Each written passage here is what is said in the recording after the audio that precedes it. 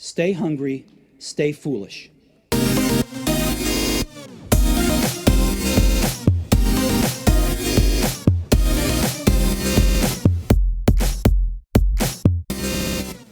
Today's guest has sparked an international debate by revealing the mind hacks Facebook, Apple, Google, and Instagram use to get you and your children hooked on their products.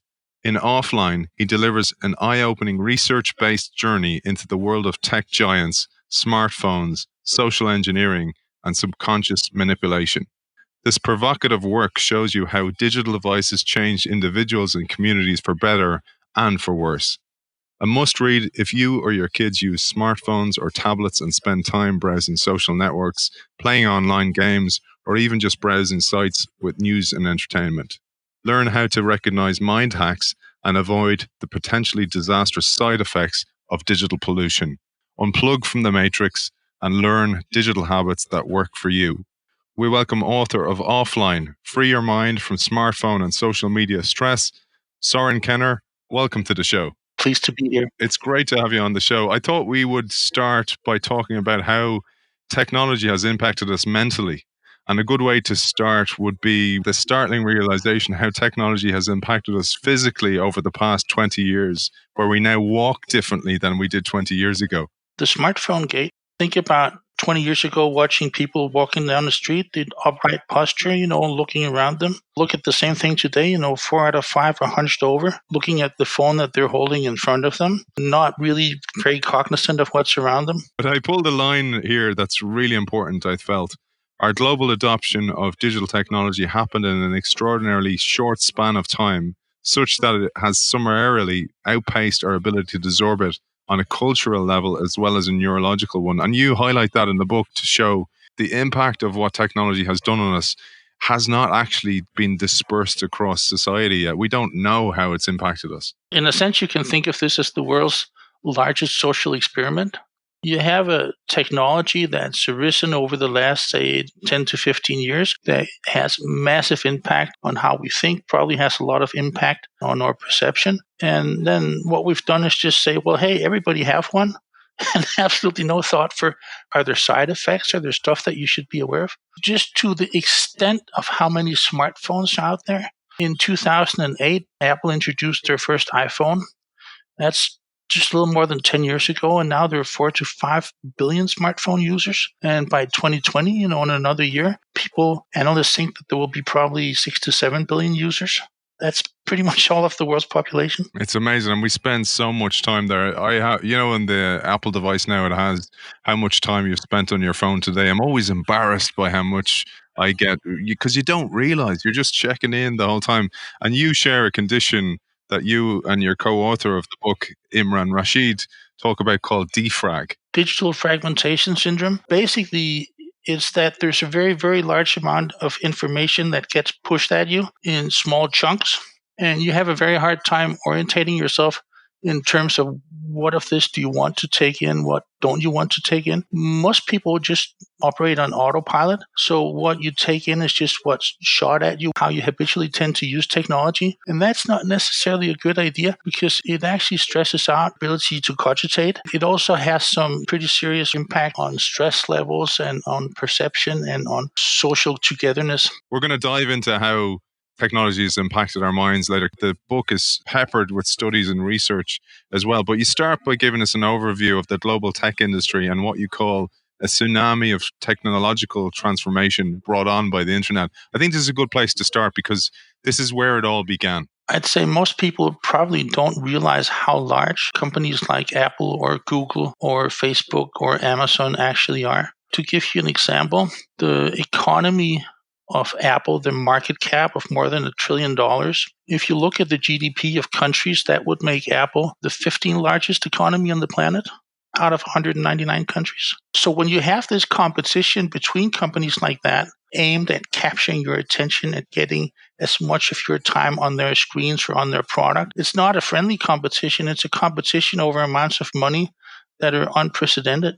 Regardless of whether you are a smartphone manufacturer or you're a provider of a service like Facebook or Google, the game is about getting you to spend as much time as possible on the device or the service, and then reselling your attention to advertisers who in turn will try to push their products at you. And it's a precarious balance because, what are the things in the equation here? It's how many users you have, it's how much attention time the individual user have on it, and it's how much money these companies can extract from advertisers. What has happened over the past 4 or 5 years is that the amount of users out there have started to taper off. We now have a user base that is so large that the growth in users are getting slower. Also, if you look at how much sales advertisers are making, they're not going to pay more for advertising than you're capable of making sales on the other end that repays for it.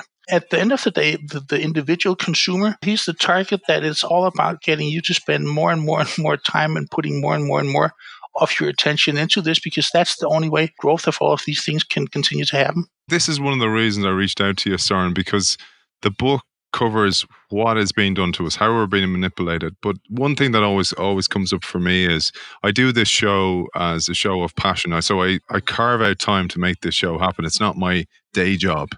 And people always go, how do you have time? And this is one of the reasons I have time, because I don't get drawn into it. I do a little bit, like we all do. What I love about you do in the book is you show us how we're being manipulated, how we're being drawn in, but also then give us solutions of how to attack it. But one interesting thing you said there about the global platforms is when they do get to saturation point, when Facebook has recruited most of the people on the world to the platform in some way, then it becomes a case of, okay, well, growth is stagnated. How do we get them to spend more time on it? And I thought a really interesting quote that brings this to life was one that you share in the book from Netflix founder and CEO Reed Hastings, when he said Netflix is not competing with Amazon or YouTube for more users.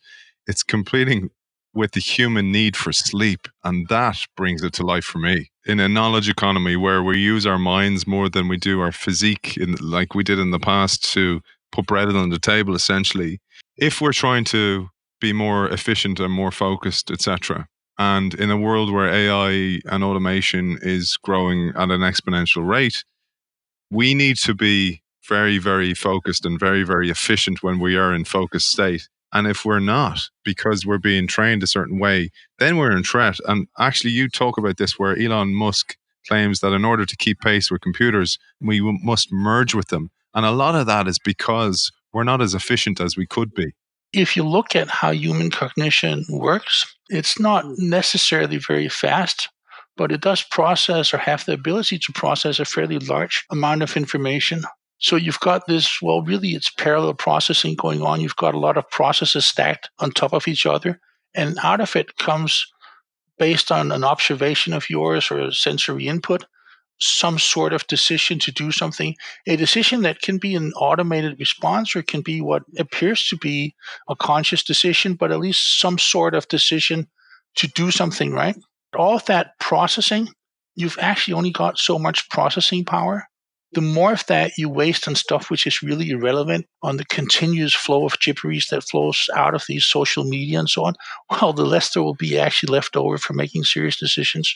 This is also the reason, which is really interesting, that if you have to make important decisions during the day, better make them early in the day than later, because you've got decision fatigue becoming more and more apparent as you get later into the day and have made many, many more decisions. And actually, this is something that can be proven. I think the best example of it has been looking at court track records of judges in the US and looked at the numbers of appeals of decisions that got overturned on decisions made early in the day versus decisions made later in the day. And you can see the pattern quite clearly there. Decisions made early in the day tend to be better. It's worth sharing also, Søren, you talk about extended mind theory or extended cognition. I thought this one is really interesting. We've handed a lot of the decision-making processes that we made with our mind over to these devices, over to technology more and more. Think of it like this. If you want to find your way from point A to point B, well, you just look up Google Maps on your phone and you say, bring me there. You got GPS.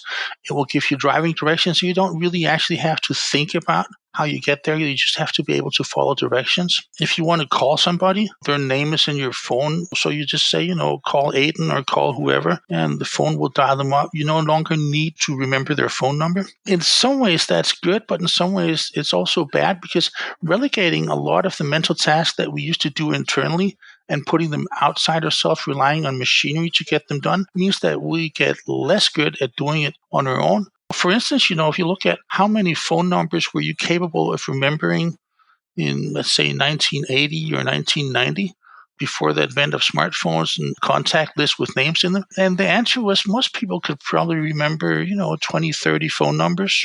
If you ask a smartphone user today, how many phone numbers can you remember? The answer is none. So the question you got to ask yourself here, on one hand, having this external crutch that makes it possible for you to get more information sorted and done, makes it easier for you to sort things out, makes it easier for you to find your way, makes it easier for you to understand what's around you.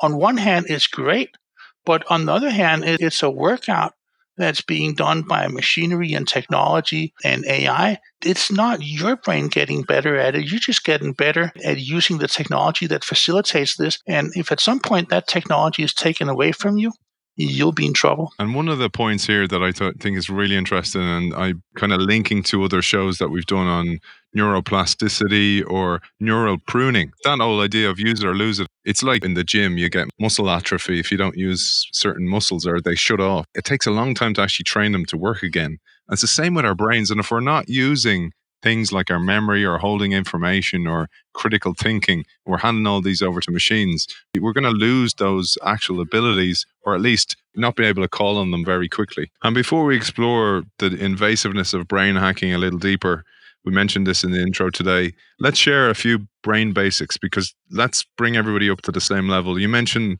the basic triune model, for example. That would be a good place to start. If you look at the triune brain model, it's not necessarily physiologically accurate.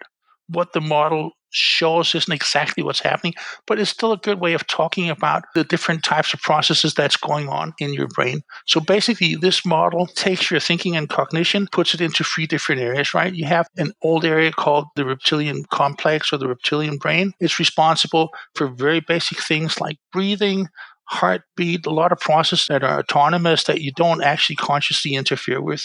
On top of that, you have a limbic system, which manages stuff like emotion, fight, flight experiences, fear, anger. And then on top of that, again, you have a newer, more well-developed system, something that's been brought in place over the last maybe 60, 70, 100,000 years, the neocortex, which is where your conscious processes are going on, where rationality takes place, where your consciousness probably has its seat. So you can think of it as having these 3 layers on top of each other. That is what together makes you, right? But you can only actually consciously interfere with the top one, what goes on in your neocortex. The rest of it is just running on autopilot. Yeah, and I think it's important to highlight here, and it's one of the reasons I was interested in this section in the book in particular, that our analog brain is not wired for digital friendships, because our brain may tick the box that a connection has been made, that we're friends with somebody in a digital realm, but it's far from the physical truth. The reason for this has much to do with hormonal triggers. Basically, when you interact with somebody in a social setting, your interaction will set off a lot of hormonal and neurotransmitter processes. And there's a lot of stuff that you read in terms of gestures, body language, that don't come across digital media at all. In a sense, when you think you're ticking the box, or your brain thinks it's ticking the box and need for social interaction through social media, to some extent, it's like looking at a picture of a glass of water and thinking that now you've had something to drink. That's a great way of putting it. Another thing that comes out of all this, and particularly with younger people living on social media or being a huge part of their lives, is social comparison. You actually got that going on, especially tweens and teens on social media will very much tend to see, how do I stack up against the others? And this is not so much to do with social stratification. It's got to do with individual comparisons within a peer group where you're trying to work out your standing. Unfortunately, for some users of social media, it works well for them. You get a lot of likes. Everybody thinks they're cool. For others, it leads to feelings of rejection, to lack of self-worth, to, the feeling that you don't stack up, that you're not as good as others. And obviously, that's, psychologically speaking, not a good thing to experience. But unfortunately, this is what a fairly large percentage of younger users of social media do end up experiencing, according to research that we've been through. And there's a great quote to highlight the issue here is children whose self-image is still being formed and who may suffer from normal transitional insecurities are vulnerable for obvious reasons. Facebook use has been shown to enhance both healthy social habits as well as exaggerate bad ones. This one's really important, that digital social pageantry has stretched beyond the social media networks to the social gaming world as well, because you're not just talking about social networks. This is not a witch hunt on social networks, nor it is on smartphones. It's just on the shift to digital socialization. And one of the places this is happening, and you talk about the brain hacks they use in gaming as well, because the whole idea there is to keep you on the platforms as long as possible. And actually, you can see a shift in the later years away from traditional social media like, say, Instagram and Facebook towards many other kinds of social connectedness via technology, often in a gaming environment or where gamification is used. And especially younger generation of users are definitely moving away from Facebook and moving to some extent towards Instagram, a lot of them towards gaming with social connectivity as well. There's a pretty large shift in how different demographics are using these platforms. But regardless of what platform they're using, every offering of a service is with the same intent to get the user to stay on it for as long as possible, because that's how you make your money. If you make a game that you sell for money, you have to get the user to use it to feel that his investment in the game was worthwhile. If you make a phone, you want the guy that bought the phone to buy the next version of your phone. You have to make sure that he or she uses it enough to feel that it's worthwhile to upgrade. If you are Google or you're Facebook or another direct social media, you need people to be on long enough so that you can resell their attention to advertisers that gets to show them something on the site where they can then take your attention and see if they can bring it offsite and into their own realm, right? So there's absolutely just no way around that whole competition for attention, regardless of platform, regardless of service. It's just the way it is. It's not that these companies are evil or anything like that. It's just a mechanic of what happens when you have competition, which in really many ways is a good and healthy thing, stacked up into a digital format where you've got contenders for what's really become your consciousness and your focus and your attention as a marketplace. I'm glad you said that, because this isn't a witch hunt on these platforms, because as you said, like, nobody said, let's create this smartphone thing and get the whole world addicted to it. It's just an unfortunate side effect, consequence that happens out of these things. I'm all for capitalism and competition, and I think it's a good thing. If you look at the extent of poverty reduction in the world over the last 30, 40 years, it's just tremendous, and it's really great that being able to trade with each other, being able to open up more markets, have made more and more people come out of poverty and into some sort of middle-class existence. I mean, what's not to like about that? But then, obviously, at the same time, the same structures that drives much of this, the same competition between things that tend to drive down prices, that tends to drive up quality, does have some issues attached to it when all of a sudden you yourself have become the product and the marketplace. I thought something there when you were talking about the social aspect of the games. If you think of a parent, a big dilemma for many parents is, all my child's friends are on a social network or are using a certain game, let's say Fortnite. It's become the new water cooler moment. What happened in the game? And if I deny them the opportunity to play the game, they won't have the opportunity to talk to their friends about the game. So I'm actually taking away a common interest, kind of like sports team in a way. I'm taking that away. And if I take that away, I'm taking away an opportunity for them to socialize. And this becomes a major headache for many parents. It's very true. And also because there's actually less and less things available to share out there. I mean, if you think back 20, 25, 30 years, people would watch TV.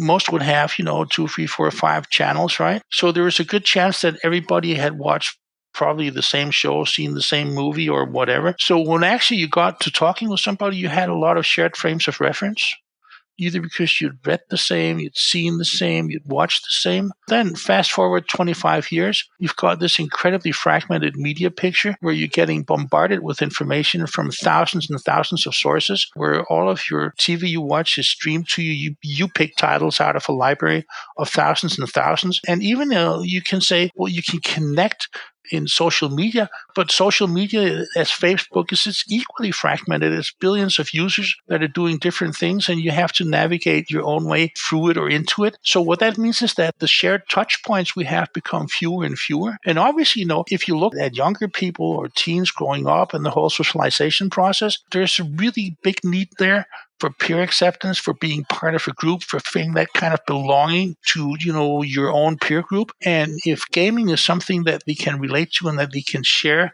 and that gives them something in common, it's a big dilemma for parents to say, well, hey, there's some negative aspects of this. Should I take the game away from you, risking that you somehow fall out of your peer group because now you don't have that same kind of frame of reference that you otherwise would? It's a terrible dilemma. I don't know if you've seen the movie Bird Box on Netflix. To our audience as well, if you haven't, this isn't a spoiler, by the way, but if you look at that movie and you look at it through the lens of a mother, which is the Sandra Bullock character, taking away social media from these children, that's what this ominous threat in the whole movie is this idea of social media and what it does to you. Because you mentioned the HPA axis and how social media can be perceived as a social preservation being under attack. This is important. Let's backtrack about 60 or 70,000 years, right? When people started to gain language, when the idea of humans as a social animal more and more sprung into being. We started forming tribes. Eventually, we turned to agriculture. Well, all of this necessitated that we had systems that allowed us to communicate, that allowed us to relate to each other in groups, that allowed us to understand each other, and that allowed us to fulfill multiple different tasks in society that grew increasingly complex, right? So that is the cognitive apparatus that we have. But obviously, what has happened now is that it's under attack from just a massive investment of information in being boosted at us in small fragments that's very hard to tackle, and that very often disrupts processes that we've otherwise used a long time to build, processes of socialization, processes of peering, processes of how friendships work. I mean, damn, you go down to the local cafe or your coffee shop. 20 years ago, people would be sitting around talking with each other. I'd be happy to talk to a complete stranger about, what's in the newspaper or the weather or just something, right? Now you go down there, you've all got their face in their smartphone. It's deathly silent. Nobody's really much talking with each other at all. And one of the things that comes out of that you got to remember, underneath all of these surface processes, your body is still processing it. There's a lot of hormonal and neurotransmittal signals at play here. And some of this actually tends to lead to stress. When you've got that constant fragmentation, you've got that constant bombardment, increases your cortisol levels.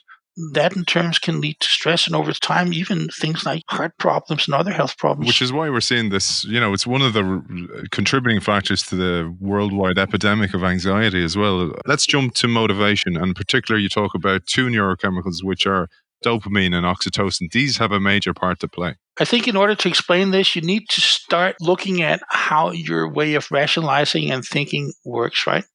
So if you think of yourself as having two kinds of systems running, a fast and a slow one at the same time, think of it when you learned to drive a car. Learning to drive the car was difficult, but today you understand how it works and you're capable of driving a car and having a conversation at the same time. Why is that?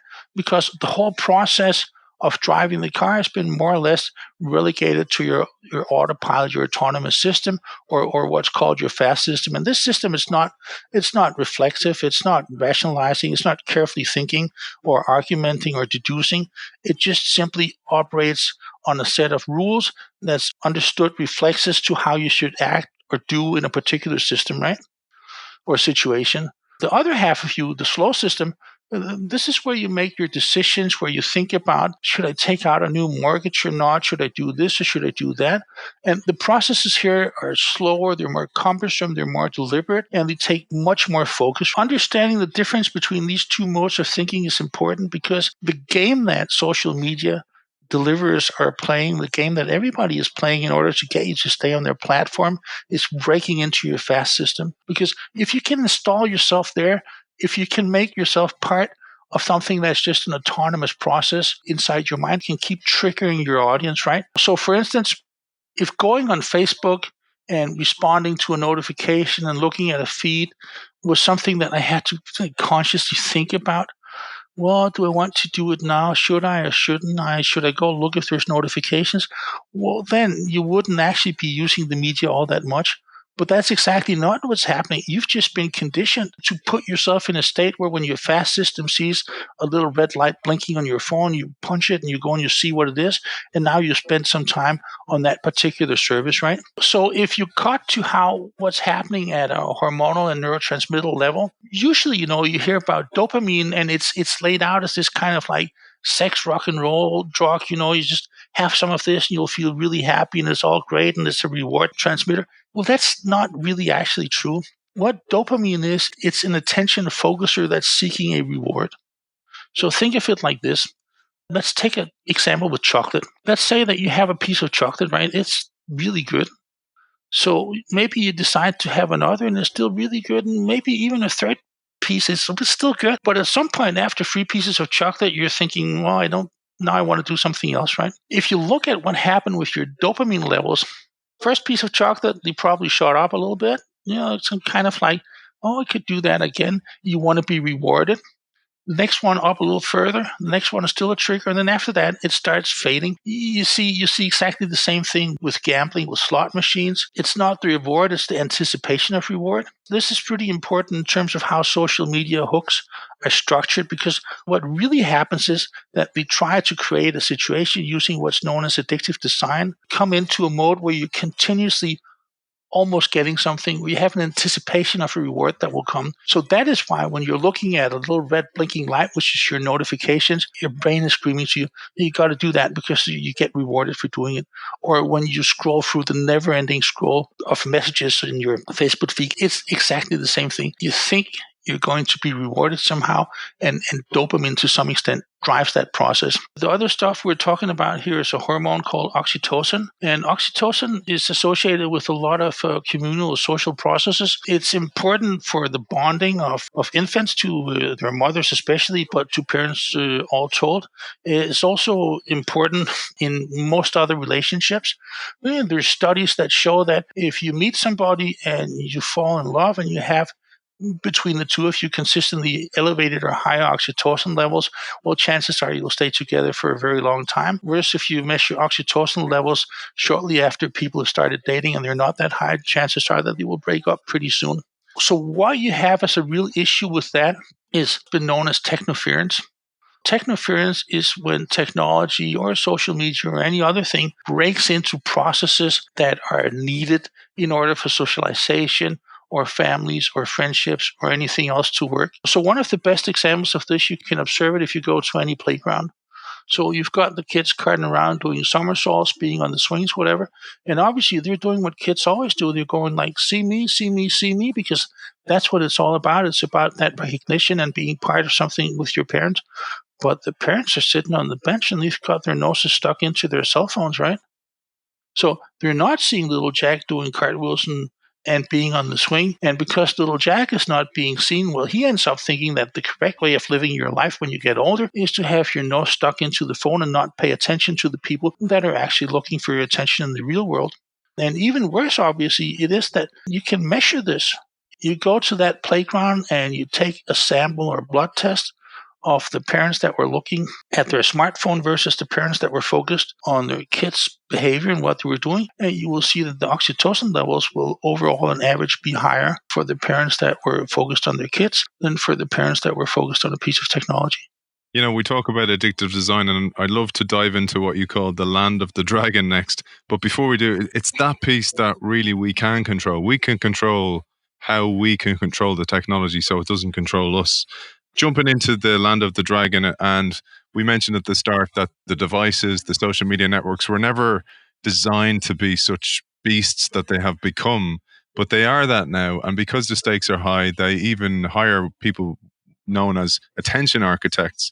And you remind us here of the work of BJ Fogg, his work on captology and the 3 conditions that Fogg says must be met to capture our attention. This is important because this is the foundation of all the mind hacks and brain hacks that we're seeing. It's the foundation not just of that, but for pretty much all online selling, which is in and of itself a gigantic market. One thing is when you look at the economy of the individual companies out there, but if you look at the total amount of goods and services being sold online, it's tremendous. It's trillions and trillions of dollars. And what has this got to do with Fogg? Well, basically, he came up with a very simple model that's proved to be really accurate. All it does is it says, if you want somebody to do something, 3 things have to happen. A, there has to be a way for them to do it. B, it has to be reasonably easy. And C, there has to be a trigger, something that makes them do it right now. So convert that thinking into how social media addictive design is done, right? Well, try to make an experience for the user that's easy to get into, that whatever is required of him to participate or to buy or to whatever is easy to figure out. There's not much he has to do, click a single button, and then put in some trigger, something that gives him a reason to do it right now. And that trigger can be anything. You can be like, punch the button now and save 20%. Or, do this now and get rewarded with this later. Or even your friends will love it if you do it. So actually, if you're a skilled online marketer, you will know that there are hundreds and hundreds of ploys out there that are all designed around building trigger points into situations where consumers at the other end have something that they want and where you've made it easy enough for them to get it. And if you can bring those 3 things together, you can sell cars, you can sell insurance, you can keep people on Facebook, you can sell plane tickets. There's no end to it because this is what drives everything at the end of the day in online marketing. Let's demystify that for some people who may not be au fait with digital marketing and marketing. You're a chief marketing officer. You understand this inherently, but you do a great job of explaining it. And some listeners may wonder, how do Facebook and other social platforms and other platforms in general know so much about us and can target us so effectively? And you share here the work of Michael Kaczynski and how our personalities can be predicted with great accuracy using the big 5 traits of the OCEAN acronym. Kaczynski and what eventually became the Cambridge Analytica scandal is really interesting. I mean, the original work that he did was to try and figure out how much can you learn about a person by just having an idea of what they like or what have been liked about them on Facebook. So he developed a questionnaire and he managed to get a couple of million people actually to provide answers to that questionnaire. And what he discovered after taking all this data and collating it and running it up against each other was, you get 100 likes of understanding on a person. You can tell a good deal about him. You can, tell probably something about social status. You can tell something about education level. You maybe tell something about gender. Get 200 likes, you start knowing as much as his parents. 300 likes, you know more than his partner about what he will or she will probably like, do, think, mean, have of values, and so on. So that's already kind of interesting. But underneath it, there's something else going on in terms of how this marketing works that's perhaps even more interesting, because all of this data, as you make your way around on the internet, on your phone, or on your browser, everything that you do is being tracked by cookies. So what sites you visit, where you visit on the individual sites, what you clicked on, what was interesting to you. And all of this information, now I'm just taking Facebook as an example, but everybody does it. It all gets collated. It all gets sorted out, gets turned into segments. What's known as cohort analysis is being made on those segments. And this means that you can now select target groups with a very high degree of accuracy. So if I have something that I want to sell and I want to sell it via Facebook, Facebook's online advertising engine, which advertisers use to structure their ads, not least who sees these ads, it will give me a lot of help in understanding my target audience, that I'm interested in reaching women between the age of 40 and 49 with a propensity to travel that live in one of these 3 states in the U.S. that are also interested in vampire fiction from Stephanie Meyer, just to take an example, right? A group like that can be built, it can be identified, and it can be marketed to. And then obviously what happens is once you start marketing to that particular group, something that you believe will be of interest to them, you see how they respond, right? So you have many of these groups operating at the same time. And then you just start picking the winners, right? So the groups that you'd sorted out, probably automatically, then as you start selling your stuff that doesn't respond, well, you just close your marketing to those groups, stop spending money on them, where the ones that seem to be performing well, you augment and boost and make that group larger. And so everybody does this. So this means that this type of marketing over time, it gets more and more accurate. It gets more and more able to predict what you will or will not buy. And at the same time, it also fragments the offers we see more and more. So, most people will go to a service, to a social media or whatever, Google something on Google, and they will think we're all seeing the same screen picture. We're all seeing the same thing. Well, that's not true. Your web experience, to a very large extent, whether you get it on Facebook, you get it by Google or anywhere else, it's tailored to you. The cookies that are sitting in your browser, the understanding of who you are, determines what you get to see. If you want to explore this a little bit on your own, try this. Try doing a Google search on something that interests you, and then just keep the screen that you did that search on. Then open a new browser, but open it anonymously so it has no cookies. Try and do the same search and see if you get the same picture. You don't. You don't get the same AdWords, don't get the same picture, don't get the same search results. I think it's a great book for learning digital marketing as well, by the way, because you do it so clearly and you show screenshots and you show sites like Unbounce to show how you can keep people sticky and keep them coming back, etc. But let's share some of the insidious plays, the dark patterns, roach motels, privacy zuckering, and forced continuity, to name but a few, because this is things people won't be so familiar with, but you go as far as to explain these type of things. It'd be great to even share a couple of those. I would say that there's a fine line between advertising a product or a service to users based on data that you've collected that tells you that they would have an interest in it. You could look at that as a positive thing, that I'm trying to provide you information on products that interest you instead of giving you a lot of information and stuff that doesn't interest you. But there's a fine line between that and then when you start using ways of building up your design that's just hostile to the consumer for your own goodness. A couple of examples of that is like, you have disguised ads, stuff that comes across as another kind of content or navigation, but really when you click, it turns out to be an ad and leads you offsite into somewhere where they try to sell you something. Or, like stuff like Roach Motel, really, really typical thing. It's like when you've gotten yourself set up with a service and you want to discontinue it, try and find out how you do it. I mean, like, the King Kong master of roach moteling is Amazon. If you set up an Amazon account, you can go there right now and set up a new account just to see how this works. And you set it up, try to see if you can figure out how you delete it again. I mean, it can be done, but it'll take you 30 seconds to set up the account. It'll probably take you half an hour to figure out how you get rid of it again. Stuff like price comparison prevention, where basically the advertiser tries to create a situation where it becomes difficult for you to compare the price of what he or she is offering with other similar products. Because if you can't compare, it's harder for you to make an informed decision, and it maybe makes it easier for that particular advertiser to sell their stuff.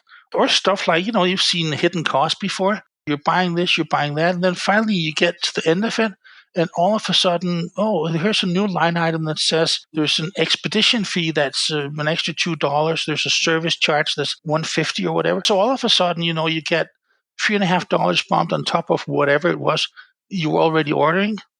But you don't realize this until you get to the very last checkout screen. And now, you're faced with a terrible decision because you're being had, but you spent 20 minutes figuring out what the product was you wanted. You went through this whole process, reading reviews of the product, whatever, and you finally got to the point where you've made your decision. And this is when somebody introduces the extra $3.50, and now you have to decide, can I accept that or not? And you know what happens? Most people go like, okay, never mind. And they click okay, and then that's how you make an extra $3.50 if you're selling. It's a sunk cost, isn't it? You're kind of going, 20 minutes, is it worth $3.50? Oh yeah, sure, go on. Yeah, well, that's exactly it. But I don't want to buy from you again.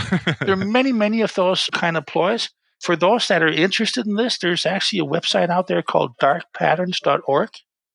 It's very recommended. It gives you a very long list of these dark patterns and behaviors. And the funny thing for most of us consumers, when you go on, you see a site like that, and you read through that list of stuff that they've concocted, you can like, I've seen that. That's true. That happened to me Thursday. Yeah, somebody tried to pull that on me Friday.